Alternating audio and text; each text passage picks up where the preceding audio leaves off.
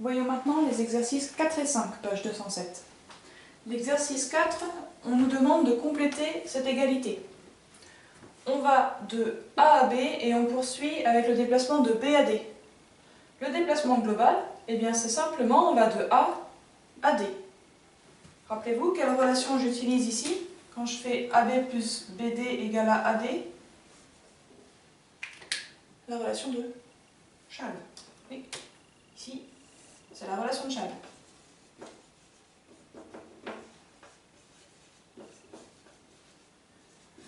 Qui s'écrit d'ailleurs Chasles. Et on dit Chasles. Ok. Deuxième égalité, on réalise le déplacement de C à D, puis un certain déplacement pour obtenir finalement le vecteur nul.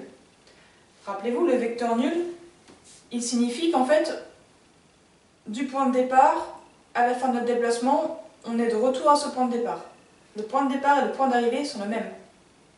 Autrement dit, globalement, on ne s'est pas déplacé. Donc si je vais de C à D, je suis parti de C et j'arrive à D, quel déplacement je dois réaliser pour qu'à la fin je revienne à C? Je fais un petit schéma.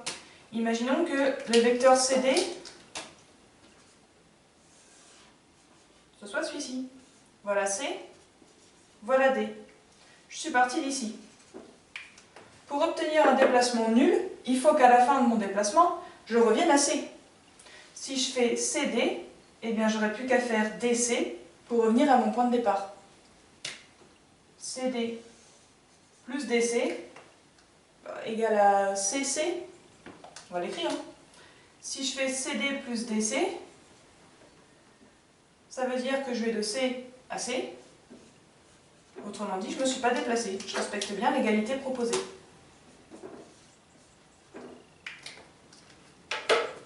Et donc ici, ce que je vous ai écrit, c'est encore une fois la relation de Chasles. Aller de C à D puis de D à C, on enchaîne, on va de C à C. Et globalement, ça veut dire qu'on n'a pas bougé. C'était la question un petit peu compliquée de cette série d'exercices. Je continue avec l'exercice 5. On nous dit on part d'un triangle ABC. Donc j'ai repris mon triangle classique, j'aime bien. On nous demande de placer deux points, M et N, qui respectent ces conditions.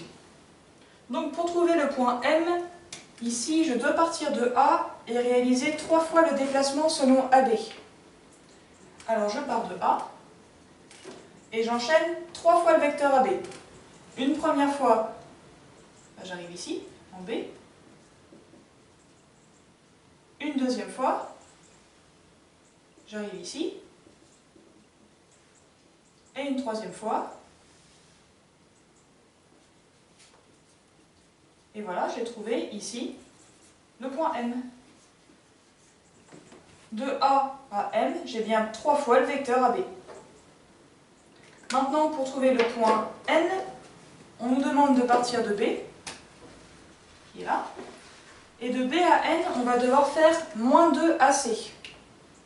Alors, toujours le même réflexe, il y a un moins devant, donc on fait notre petite transformation. Finalement, si j'enlève le moins, j'inverse les lettres.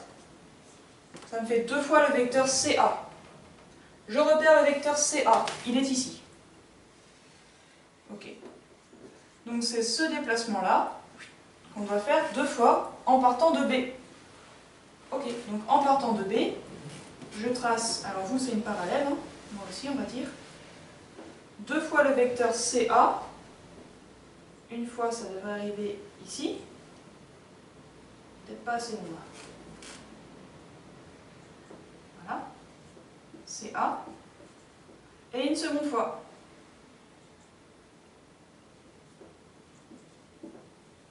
Je suis partie de B, j'ai fait 2 fois le déplacement selon le vecteur CA, j'ai trouvé ici le point N. Ces deux exercices sont aussi à faire en maximum 5 minutes chacun. Ok, c'est des exos, bref.